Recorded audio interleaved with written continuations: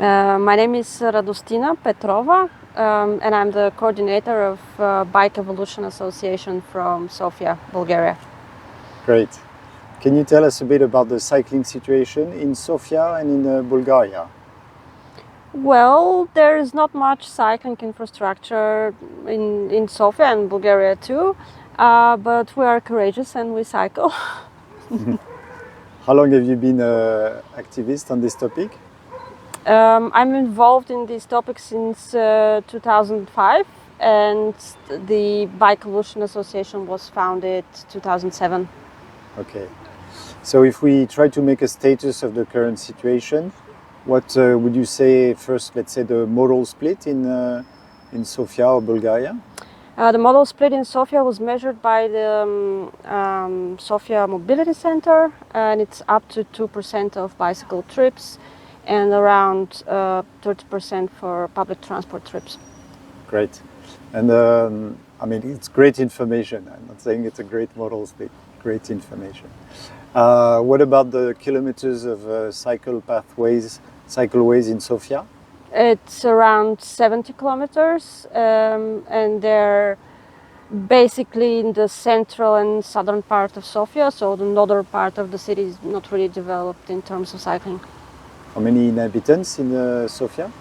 About 1.5 million or up to 2 million. Okay, thank you for these numbers.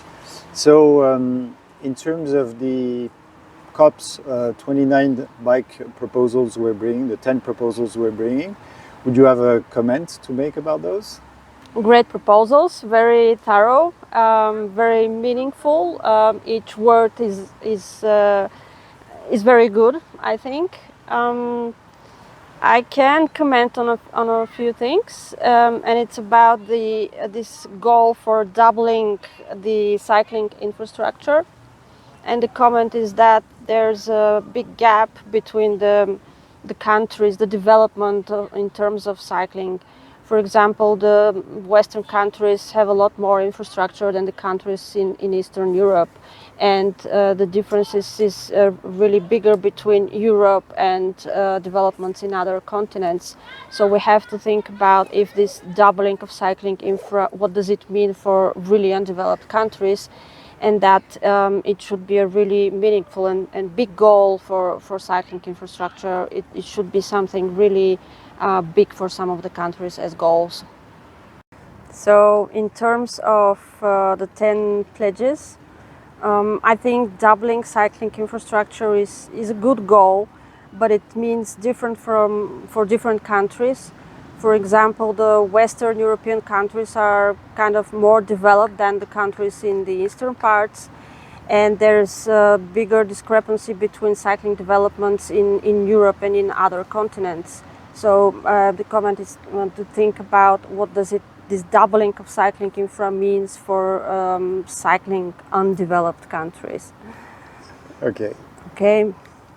Any other comments in terms of, I think you mentioned earlier about the subsidies for cycling? Subsidies and incentives, yes. It's really a good one. Cycling needs resources to be developed.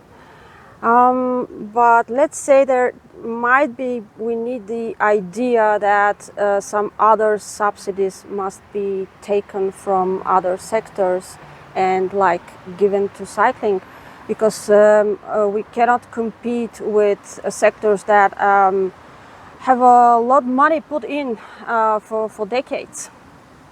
So we need a lot of resources, and maybe something has to be cut from somewhere in terms of transport development.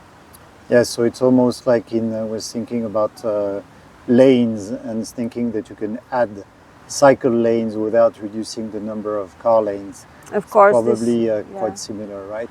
Similar to this, it's called transport diet, but we also need some money diet for transport sectors, different from cycling. Okay, great. Is there, in terms of your activities and your, let's say, activism in the association, is there some things that you've done that you're particularly proud of in the recent years? Yeah, two things.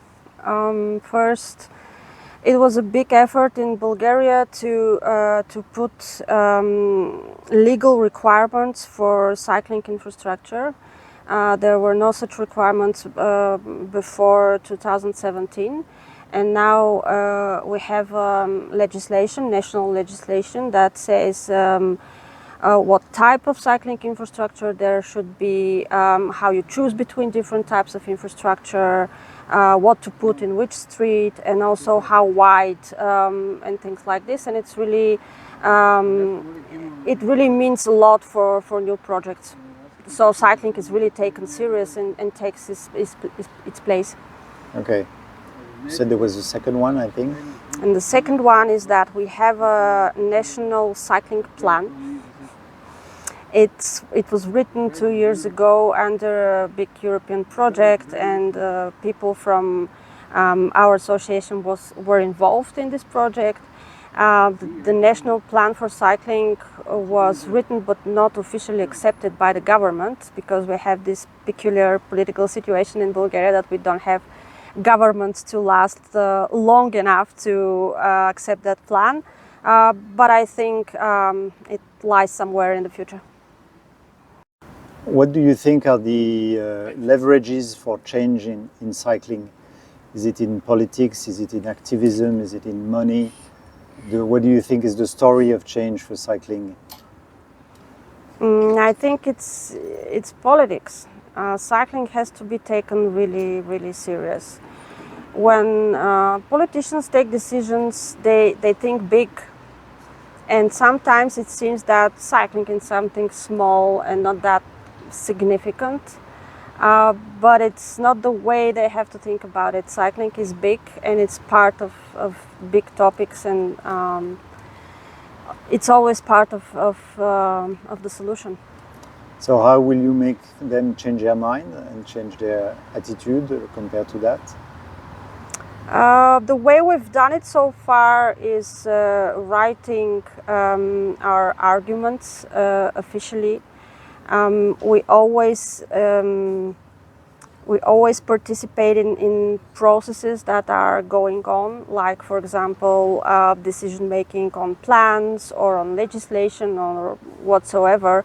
We always raise our voice, and I think that's the way to ask to be heard from on the side of politicians.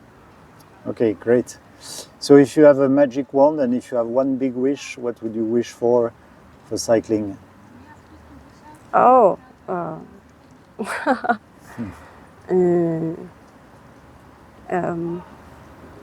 president that is a cyclist.